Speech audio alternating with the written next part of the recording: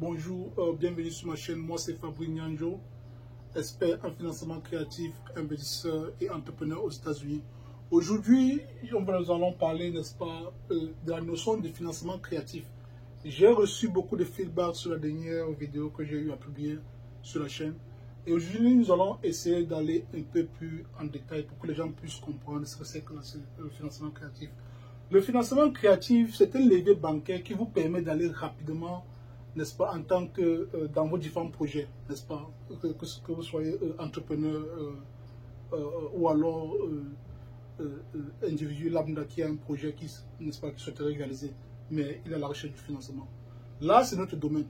Je vous accompagne à aller chercher, n'est-ce pas, du financement créatif à un taux d'intérêt de 0%. Dans ce cas pratique, supposons que, n'est-ce pas, vous avez votre épargne à ce niveau de 20 000 $. Nous n'allons pas utiliser cette épargne-ci. Nous irons chercher, n'est-ce pas, le financement créatif de 50 000 $. Ou alors de 150 000 $. Et avec ce financement créatif à un taux d'intérêt de 0%, nous allons investir dans nos projets. Je prends le cas de l'immobilier aux États-Unis, par exemple, parce que c'est dans mon domaine, c'est ce que moi je maîtrise le mieux. Si je vais investir ce capital dans l'immobilier, par exemple, je vais chercher mon financement créatif à un taux d'intérêt de 0%. J'achète mon premier bien immobilier à ce niveau-ci, n'est-ce pas, 300 000 $. Et mon apport personnel, généralement aux États-Unis, les apports personnels sont entre de 15 à 20% pour les biens d'investissement. Je prends le capital à ce niveau-ci. Vous voyez, je n'ai pas touché mon argent.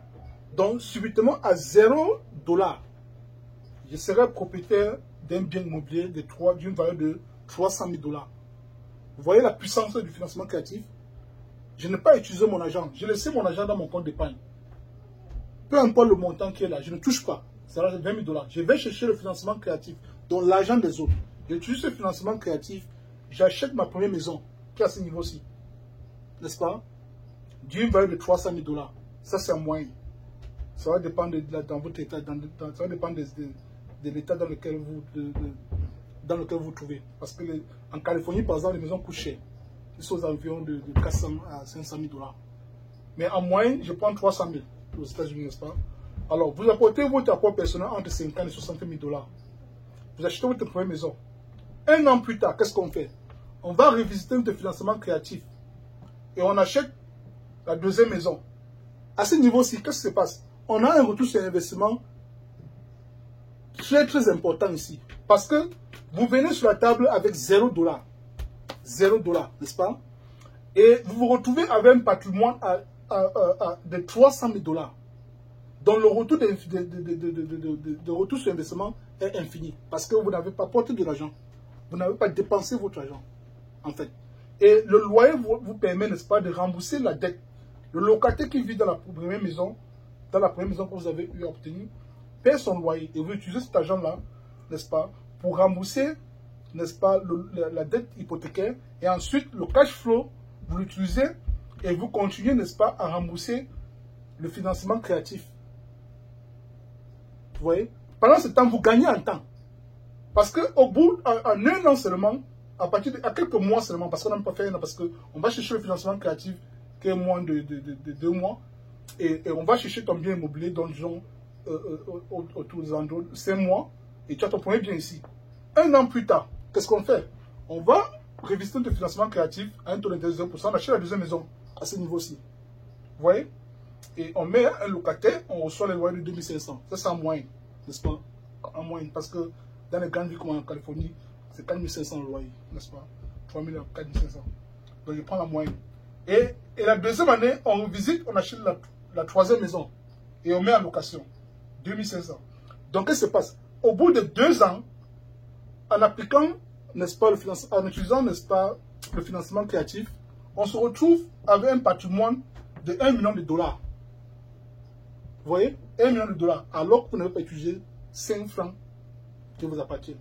Mais vous avez déjà un patrimoine d'1 million $ qui vous génère, n'est-ce pas, un revenu de plus de 7 500 par mois. Et alors, avec cette méthode-ci, on va vous accompagner, n'est-ce pas, à multiplier autant de biens immobiliers. Et l'avantage qu'on a avec le financement créatif, c'est que ça ne se présente pas sur votre crédit personnel. Vous n'avez pas ce problème de debt to income ratio. Parce que ici, les gens ont des limitations parce que une fois que tu vas, n'est-ce pas, tu suis, n'est-ce pas, le programme standard pour obtenir n'est-ce pas, un prêt hypothécaire aux États-Unis, il y a ce qu'on appelle le debt to income ratio. Le debt to income ratio, ça fait en sorte que vous ne pouvez plus continuer à acheter plusieurs maisons à un certain niveau. Parce que vous avez une limitation sur le plan financier. Donc, on se rend compte que votre salaire est inférieur par rapport à la dette que vous voulez obtenir. Par rapport, n'est-ce pas, au bien que vous voulez obtenir.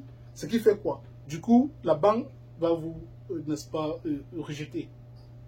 Alors, avec le financement créatif, c'est la seule méthode qui vous permet, n'est-ce pas, de pouvoir continuer à acheter plusieurs biens immobiliers sans toutefois utiliser vos CFA, votre argent, n'est-ce pas? Parce qu'on n'utilise pas ton argent. On va chercher l'argent des autres. Un taux d'intérêt de 0%. Là, c'est mon job. Je t'accompagne. Je t'accompagne à aller chercher le financement créatif, un taux d'intérêt de 0%. Et on utilise cet argent-ci, on met une stratégie en place pour acheter les biens immobiliers. Et nous, on va t'accompagner à obtenir plus de biens immobiliers, n'est-ce pas, au fur et à mesure que nous allons évoluer. Si tu es intéressé, clique sur le lien en dessous, prends contact avec nous et là, je pourrai t'accompagner personnellement dans le processus, n'est-ce pas, de financement créatif et de stratégie pour pouvoir, n'est-ce pas, accueillir plus de biens immobiliers et aller plus rapidement, n'est-ce pas. C'est un peu ça. Ok, merci et à bientôt.